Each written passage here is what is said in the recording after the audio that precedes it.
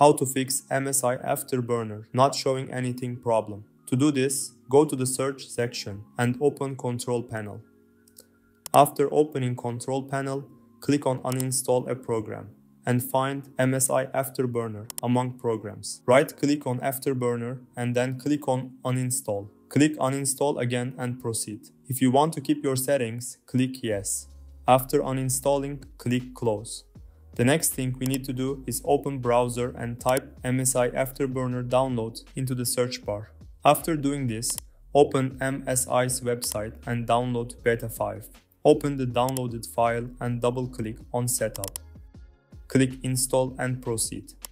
Select the language and click OK. Click Next and select I accept the terms.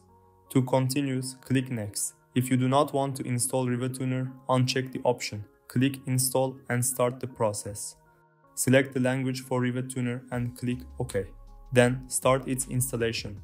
We have completed the installations. Now you can check whether the MSI Afterburner not showing anything problem is solved or not.